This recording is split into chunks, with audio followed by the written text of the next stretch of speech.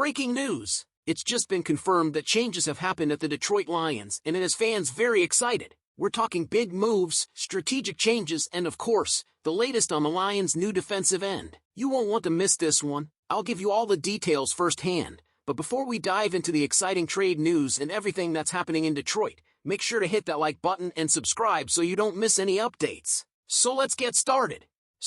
After days of speculation and rumors circulating, it's official, Za'Darius Smith is joining the Lions. Detroit traded with the Cleveland Browns, sending a 2025 fifth-round pick and a 2026 sixth-round pick to bring Smith to our defensive lineup. Along with Smith, we're getting a 2026 seventh-round pick, which is a nice bonus for Detroit's future assets. This trade is huge for Detroit's defense, and head coach Dan Campbell couldn't be happier. He recently told Fox 2 Detroit that Smith brings toughness and intelligence to the table, calling him a player who can set an edge and close the pocket. Sounds like exactly the kind of guy we need to put pressure on opposing quarterbacks, right? And speaking of quarterbacks, Jared Goff also shared his excitement about the move in his weekly radio interview. He praised the front office, saying they did a great job adding talent at the right time. Timing here is key because with the trade deadline fast approaching, Goff and the entire Lions roster are looking to build momentum heading into the second half of the season. Goff added that moves like this can really energize a team, and you can feel that excitement building as Smith prepares to don the Honolulu Blue. Let's talk numbers for a minute. Smith's contract is a big part of what makes this trade interesting. The Lions will owe him $605,000 guaranteed for the rest of this season, but the biggest financial commitment will come next year. In 2024, Smith's base salary will be $1.5 million, plus a signing bonus of $4.025 million, for a total impact of $9.433 million in 2025. It's an investment, but if Smith can keep up his productivity, 5 sacks so far this season, he could be a game-changer for Detroit. Plus, he's under contract through 2025, so we'll have him in the lineup as the Lions continue to grow. Now, why is this move so important for the Lions right now? Injuries have been a big story for Detroit's defense, especially on the line. Aiden Hutchinson and Marcus Davenport both suffered season-ending injuries, and since Hutchinson's injury in Week 6, the Lions have relied on guys like Josh Paschal, James Houston, and practice squad elevations to step up. Coach Campbell said Smith will be a complementary piece, meaning he'll be there to support and amplify the efforts of our existing guys. For a defense that has been aggressive and resilient, adding a veteran like Smith could be the missing piece to help solidify our front court. There was a lot of suspense leading up to this trade. Over the weekend, rumors were swirling that a deal between the Lions and Browns was imminent, but nothing was certain until Tuesday. Campbell himself was cautiously optimistic, telling reporters, "It's hard to say. I don't think it's entirely up to us." That statement, along with hints that the Lions were making a ton of calls, had fans speculating about what Holmes and the front office might have up their sleeves.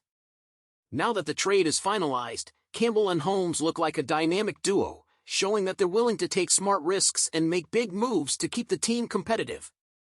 Smith is no ordinary player. He's a proven pass rusher with 65 career sacks in his 10 NFL seasons. He brings experience from teams like the Ravens, Packers, Vikings, and Browns, with solid numbers and a reputation for toughness. If you think back to his time in Green Bay, you'll remember the impact he made on the field in NFC North matchups. Campbell talked about Smith's ability to see the quarterback, hit the quarterback, and that's the mentality Detroit wants to bring to every game. Fans should expect to see Smith bring that same intensity when he lines up alongside our defense. And let's not forget the rest of the moves Detroit has made recently to bolster our defense. They signed defensive end Isaiah Thomas from the Bengals practice squad and elevated Al-Quadin Muhammad in the last 2 games. These moves show that Detroit's commitment to improving the roster is ongoing and that we're in it to compete at the highest level. If nothing else, Campbell is confident that if no more trades happen, the Lions will still have options by scouting and poaching players from other teams' practice squads. So, Lions fans, what do you think? Are you as pumped as we are to see Za'Darius Smith in action? Do you think this is the move that will push the Lions' defense to the next level, or do you see more adjustments coming before the season's end? Let us know your thoughts in the comments below. Now, the Lions stepped up big time in a rainy, muddy showdown against the Packers, taking home their third straight win at Lambeau Field. And honestly, they made it look clean, executing one of their most polished games under the toughest conditions.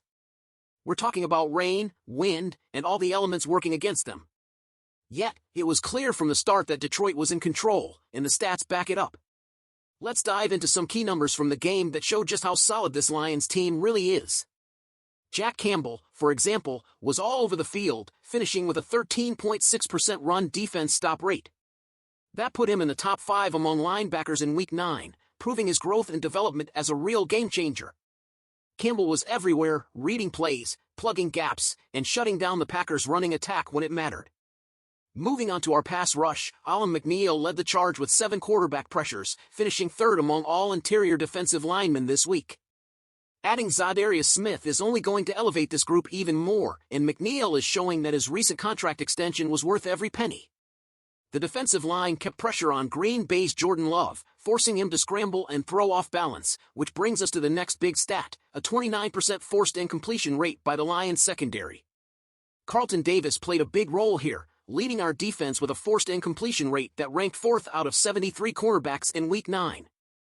Despite losing Brian Branch early in the game, the Lions' backfield coverage was tight, pushing the Packers to make mistakes. On the offensive side, David Montgomery showed exactly why he was built for these gritty games.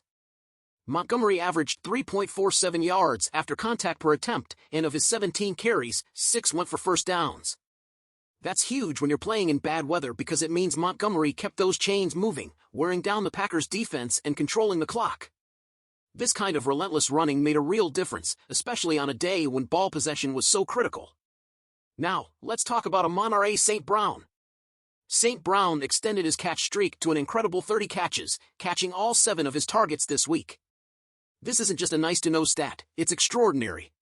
According to Next Gen Stats, the chances of a streak like this happening are 0.0001%, or roughly 1 in 780,000.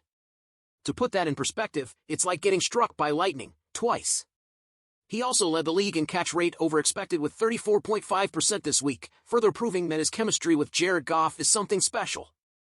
St. Brown has become one of the league's most reliable receivers, and Goff knows he can count on him in any situation.